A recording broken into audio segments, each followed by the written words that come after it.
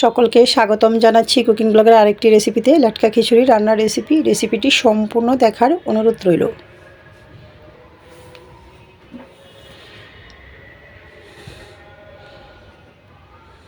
এখানে নিয়েছি চিনিগুড়া চাল, সবজিতে নিয়েছি গাজর, আলু, মিষ্টি কুমড়ো, মুগ ডাল। তো আপনারা সবজিতে অন্যান্য সবজিও রাখতে পারেন। এরপর যে চলে আসছি মূল রান্নায়। চুলাটা অন করে একটি পাত্র বসিয়ে দিয়েছি। প্রথমে আমি মুগ ডালটা ভেজে নেব। তো মুগ ডালটা নাড়াচাড়া করে ভেজে নিচ্ছি।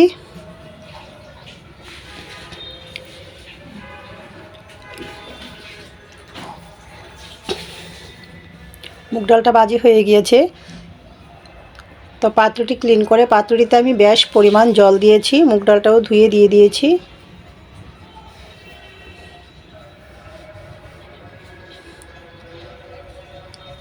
ডালটা ফুটে উঠেছে। এই পর্যায়ে আমি লবণ অ্যাড করে দিয়েছি পরিমাণ মতো, নাড়াচাড়া করে নিয়েছি।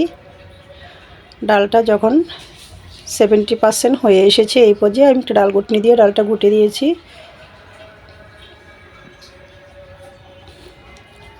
এই পর্যায়ে আমি অ্যাড করে দিয়েছি ধুয়ে রাখা চাল, স্বাদ মতো কাঁচা লঙ্কা, সবজিগুলো, পরিমাণ মতো হলুদ গুঁড়া।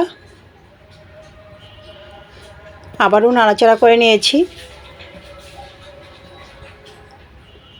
এভাবে খানিকক্ষণ পর পর নাড়াচাড়া করে নিতে হবে। দিয়ে দিয়েছি আদা বাটা,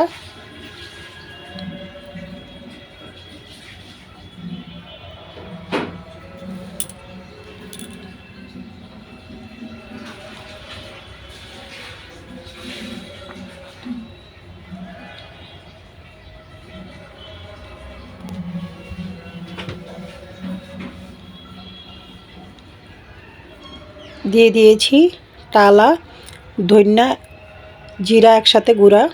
আবারও নাড়াচাড়া করে নিয়েছি। তো খিচুড়িটা বয়েল হয়ে গিয়েছে। এই পর্যায়ে আমি নামিয়ে নেব। চুলায় আরেকটি কড়াই বসিয়ে দিয়েছি। দিয়ে দিয়েছি সরিষা তেল,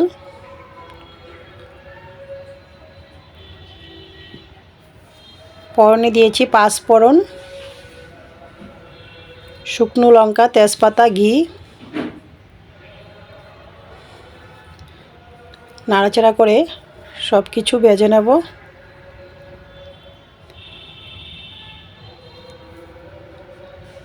তো খিচুড়িতে আমি ফোড়নটা দিয়ে দিয়েছি।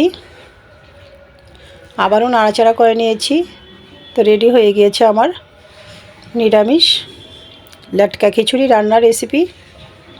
তো আমি পরিবেশন করেছি ফুলকপি আলু ভাজি, সাথে বেগুন ভাজি, আচার, লেবু। তো রেসিপিটি ভালো লেগে থাকলে আমার ফেসবুক পেজটা ফলো, ইউটিউব চ্যানেলটা সাবস্ক্রাইব করে সাথেই থাকুন। সকলকে ধন্যবাদ।